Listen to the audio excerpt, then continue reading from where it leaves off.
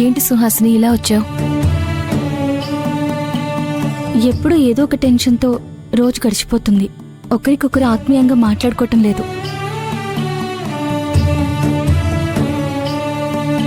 కలుస్తున్నాం కనబడుతున్నాం అన్నట్టు ఏదో ఒక మెటీరియలిస్ట్ లైఫ్లా అయిపోయింది. అవును సుహాసిని, కానీ నాకు ఒక చిన్న ఆలోచన వచ్చింది. ఇంట్లో ఒక మంచి వాతావరణం మార్చేటువంటి ప్లాన్ చేయాలనిపించింది. ఇంటి వాతావరణాన్ని మారుస్తావా? ఎలా?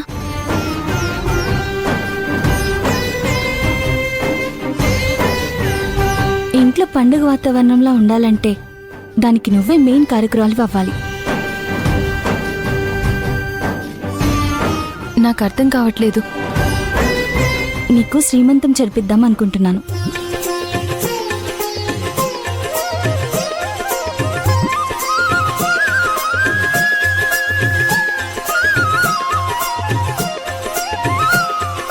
ఇప్పుడు సీమంతం అలాంటివేమీ వద్దు సుహాసిని. ఆడదాని జీవితంలో సీమంతం అనేది ఒక మర్చిపోలేనటువంటి సందర్భం. అది ఒక తీయటి జ్ఞాపకంగా నిలబడిపోతుంది. ఆడది సృష్టిని సృష్టించే సందర్భమే గర్భవతిగా ఉండడం అంటే. శిశువుగా పుట్టిన మనం ఇంకొక శిశువుకి జన్మనిస్తున్నామంటే ఒక జీవికి ప్రాణం పోస్తున్నాం. ఆడది ఎంత గొప్పదో ఆ విలువను తెలియజేసే సందర్భమే సీమంతం చేయడం అంటే. అలాంటి ఒక గొప్ప కార్యాన్ని నేను చేయాలనుకుంటున్నాను. అది నా కోరిక. కాదనుకో ప్లీజ్. అది కాదు సుహాసిని, ఇప్పుడున్న ఇంటి వాతావరణానికి ఈ సీమంతానికి అస్సలు సెట్ అవ్వదు. ఆ విషయం నాకు తెలుసు కాబట్టే నీకు ముందే చెప్తున్నాను.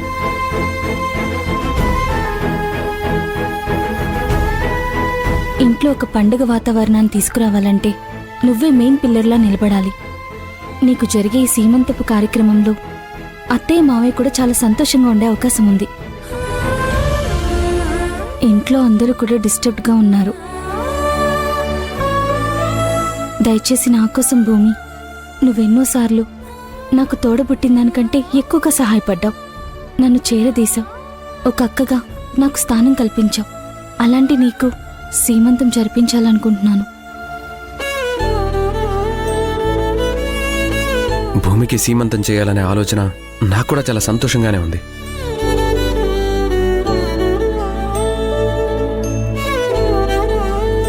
కానీ ఇప్పుడున్న పరిస్థితుల్లో అలాంటివే వద్దు సుహాసిని. ఎవరికైనా చెప్తే నవ్వుతారు. ఎవర్రా నవ్వేది? ఎందుకు నవ్వుతారు? అందరూ చాలా సంతోషంగా ఉంటారు. అది కాదక్క, ఈ సమస్యలన్నీ ఓ కొలిక్కొచ్చిన తర్వాత చేయొచ్చు. అందుకే ఇప్పుడు వద్దంటున్నాను.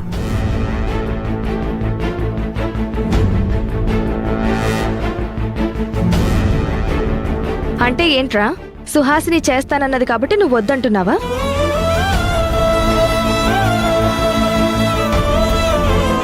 మీ పరిస్థితి నాకు అర్థమైంది. కానీ ఒకటి చెప్తాను, ఎంతమంది ఎన్ని చెప్పినా కూడా నువ్వు చేయమంటేనే నేను చేస్తాను తప్ప నీకిష్టం లేని పని నాకిష్టం లేదు. అది సీమంతం కావచ్చు, మరి ఇంకేదైనా కావచ్చు. అక్క, నిండు మనసుతో భూమికి సీమంతం చేయడానికి ముందుకొచ్చినందుకు సంతోషంగానే ఉన్నా అలాంటివి ఇప్పుడేం వద్దు. ఈ విషయం ఇక్కడితో వదిలేద్దాం.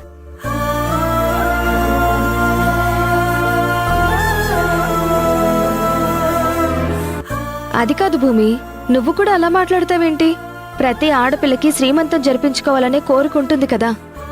అందరం కలిసి చేసుకుందాం అనుకుంటే నువ్వేంటి ఇలా మాట్లాడుతున్నావు? వదినా, దయచేసి ఏమనుకోవద్దు. ఇంతటితో ఈ టాపిక్ని ఆపేద్దాం.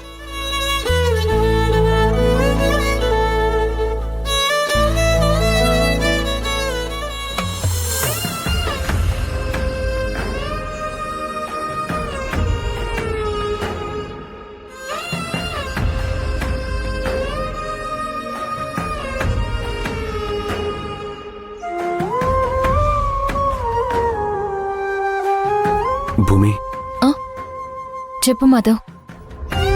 కట్టుకున్న భార్య కడుపుతో ఉంటే సీమంతం కూడా చేయించలేని చేతగాని భర్త నన్ను అనుకుంటున్నావా? మాధవ్, ఎందుకలా మాట్లాడుతున్నావు?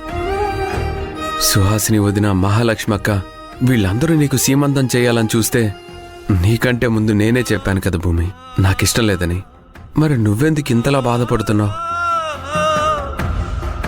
పరిస్థితుల్ని అర్థం చేసుకున్నాను కాబట్టి నా నోటి నుంచి వద్దు అనే మాట చెప్పేలోపే నువ్వు అందుకొని వాళ్ళకి అలా సమాధానం చెప్పావు. దీని గురించి నువ్వేం బాధపడకు. పరిస్థితిని నేను అర్థం చేసుకున్నాను.